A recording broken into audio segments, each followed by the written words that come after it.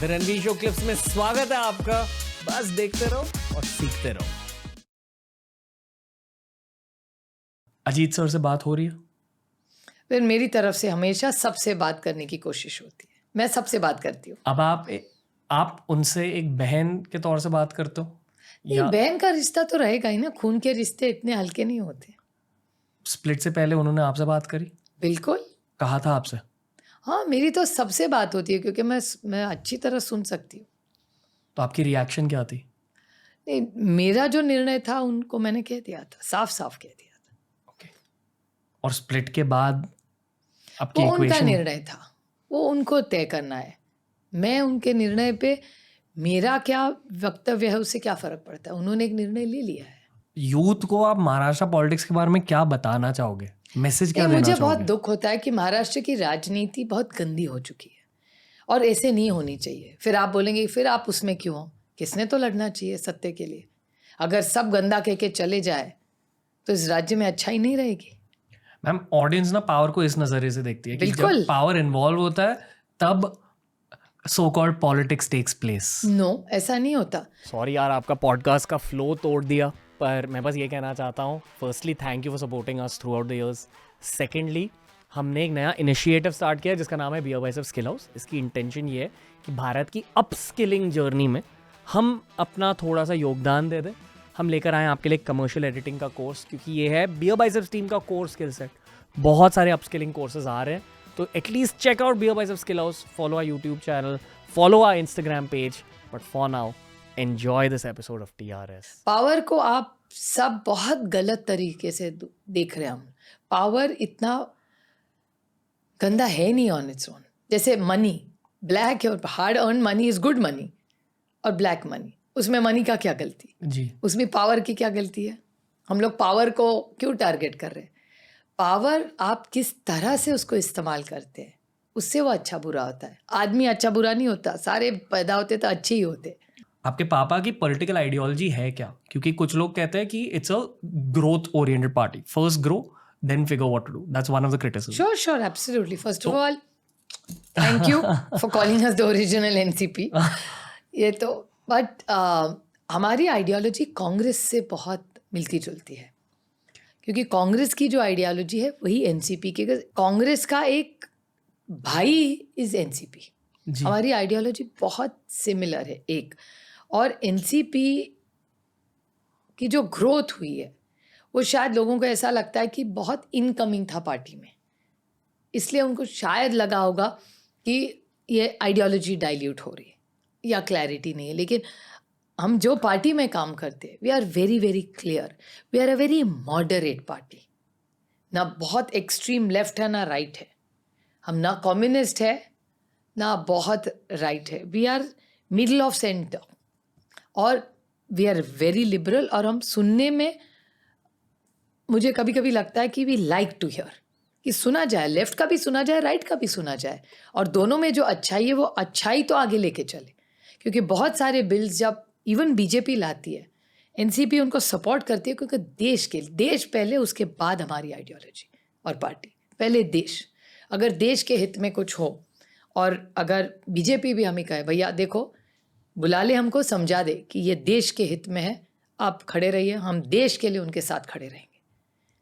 हम क्रिटिसिज्म के लिए क्रिटिसिज्म, लेकिन जो गलत है, अगर आप महिलाओं के खिलाफ कुछ बोल दे, आप किसी समाज के खिलाफ कुछ बोल दे, आप इस देश के जो नंबर्स में कम है, माइनॉरिटीज़ मतलब मुस्लिम्स नहीं, यहाँ प्लीज़ आप गलत फहमी नहीं है, जो भी है से बहुत सारे लोग हैं ऐसे इस देश में, पारसीज है, सबका मान सम्मान होना चाहिए। उनके खिलाफ अगर आप बोले, क्या ज़रूरत है? इस देश के भारतीय है वो, इस देश के नागरिक है। जितना हक आपका है, मेरा है, उनका भी है जी। इस मिट्टी से हम सब का प्यार का रिश्ता है, तो उसमें अगर वो गड़बड़ करे तो हमारी उनसे लड़ाई है। जी। स्टार्टअप्स की दुनिया में एक कहावत है कि the startup becomes the manifestation of the founders energy. यानी कि जिसने उस स्टार्टअप की शुरुआत की थी, जो उनकी पर्सनालिटी है, वो स्टार्टअप की पर्सनालिटी बन जाती है। उसी तरह आपने भी कहा कि आपके ओरिजिनल एनसीपी के कैप्टन आपके पापा थे, शरद पवार, तो ऑब्वियसली उनकी पर्सनालिटी आपकी पार्टी की पर्सनालिटी है। तो जो आप कह रहे हो कि similar to Congress, he was with the Congress for some time. No, his whole career was Congress. 2 बार उनको निकाला गया, तभी तो अलग पार्टी बनी। तो फर्क क्या है? अब दोनों पार्टीज? अब 10 साल से रहा नहीं, लेकिन टीम कैसे हो गया, घर अलग हो गया जी। तो पार्टी बढ़ती गई। तो वैसे अलग हमारे 19-20 है दोनों पार्टियां।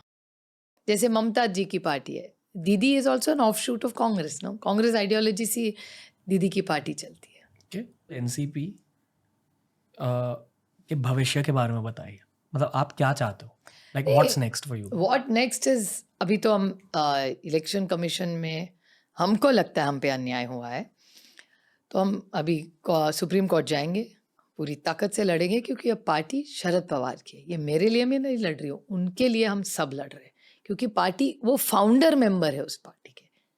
फाउंडर मेंबर से आप कैसे छीन सकते हो जो उन्होंने खुद ने बनाया? सबकी मेहनत है, मैं इतनी भी नैरो नहीं सोच मेरी, सब जो आज छोड़ के गए उनकी भी मेहनत है, सबकी मेहनत है। इट्स अ टीम वर्क, अकेला एक आदमी सब कुछ नहीं कर सकता। हम सबका मान सर, वो सबसे वो कार्यकर्ता है, गांव में भी जो झंडा लेके खड़ा है ना, उसका भी अधिकार है उसमें, उसकी भी मेहनत है, उसका भी खून है, उसका भी पसीना है। तो ऐसा नहीं है कि वो शरद पवार अकेले की मेहनत है, नॉट एट ऑल, सबकी मेहनत है, सबका प्यार है, सबका विश्वास है, वोटर का प्यार और विश्वास है। उनका मूड, उनका दिल कैसा अब आपके पापा का? अरे वो तो बहुत लड़ाकू है, उनको तो बहुत मजा आता है। ही जब शिप सेल होती है ना स्टेडी वाटर्स में, तो उनको बहुत बोर होता है, कुछ नहीं हो रहा है, कुछ नहीं हो रहा है। और जब ऐसे कुछ आ जाए तो उनको बहुत मजा आता है। वो by nature is a man of crisis, तो क्राइसिस में उनकी पर्सनैलिटी और बाहर के आती है। और हमेशा देखिए, व्हेनेवर उनके लाइफ में पॉलिटिकल क्राइसिस, नहीं तो महाराष्ट्र में भी क्राइसिस, आप देखिए बॉम्ब ब्लास्ट हुए, 2 दिन में उन्होंने बॉम्बे खड़ी कर दी, मुंबई पूरे 2 दिन में पूरी नॉर्मल हो गई। लातूर में जब इतना बड़ा अर्थक्वेक हुआ था, हजारों लोग गए थे, मर गए बेचारे सारे, उन्होंने वहाँ जाके 1 महीना रहे, वो घर नहीं आए, वहाँ जाके रहे, पूरा लातूर को ठीक करके दैट्स हिज स्ट्रेंथ। और ये हम उनके बीजेपी के लोग भी मानते हैं कि he is a man of the crisis. So जब क्राइसिस आता है, इसीलिए मैंने शब्द इस्तेमाल किया स्थित प्रज्ञ। वो जब क्राइसिस आता है तो स्थित प्रज्ञ, he holds himself together and says भैया आप सोचने का टाइम है, ये मजाक का टाइम नहीं है, सीरियस का टाइम नहीं है, पैनिक होने का टाइम नहीं है जी। शांति से बैठिए, सोचिए। और it is applicable to all of us, ये सिर्फ उनका गुण नहीं है, बहुत सारे लोगों में जो लीडर, मतलब घर के, आपकी माँ भी आपकी घर की लीडर है। शायद आपके घर में कुछ गड़बड़ होता है तो, या आपकी माँ जब खड़ी रहती है, वो स्थित प्रज्ञ होती है कि वो अभी वो जोड़ के रहेगी पूरी फैमिली को, कोई नहीं, सब ठीक होने वाला है, होगा ही, और होता है ठीक, अगर मन से करो तो। जो मैं अब कहने वाला हूँ ना, I hope you don't take it in a bad way, because it's not coming out of a negative place. मैं इतना नहीं सोचती। Generally when you are growing up in Mumbai the way I did, आपके पापा का एक एंटरप्रेन्योरियल इमेज है, and I don't think that's a necessarily bad thing. I know कि maybe a politician would not want to hear not that, at all, but आपके पापा का एक एंटरप्रेन्योरियल इमेज है, और कहते हैं कि अगर आप गोवा गए, अगर आप पुणे गए, तो आसपास के सारे lands are owned by your family. Yes, moon पे भी बोलते हैं। चंद्रयान गया तभी भी जोक चल रहा था। ये थियरी कहाँ से आई? वो मुझे पता नहीं, बट कोई मुझे अगर दे दे वो ना, तो मुझे बहुत आनंद होगा। तो अगर वो पेपर्स कोई मुझे दे दे ना, उसका 50% मैं उसको दे दूँ। लोग आपसे सवाल पूछते हैं? आज 10 साल से पूछना बंद कर दिया, उनको पता चला वो सारा गॉसिप था। पहले लोग कहते थे कि इंडिया रिचेस्ट पॉलिटिशियन वगैरह, जब मैं बड़ी हो रही थी तब बहुत था, अभी इतना नहीं बोलते। अभी आजकल अच्छा बोलते हैं उनके बारे में ज़्यादा लोग, तो डू यू फील, पहले बोलते थे। यू फील कि दिस वाज प्रोपेगेंडा? हो सकता है, लेकिन रात गई बात गई यार, छोड़ दो। अभी कितना प्रिजनर ऑफ द पास्ट और हिस्ट्री कितने दिन रहोगे? ठीक है, इट वाज अ फेज, कह दिया लोगों ने, टुडे इज अनदर डे।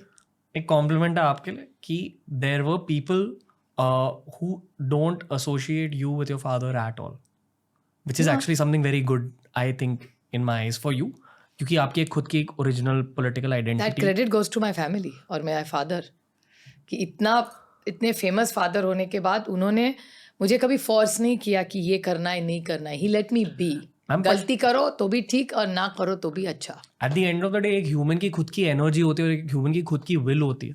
तो the fact that you kept on going, आप पार्लियामेंट में इतने ज्यादा एक्टिव हो, the credit also goes to you. No, I know no, you don't it's need not. me to tell you that at all.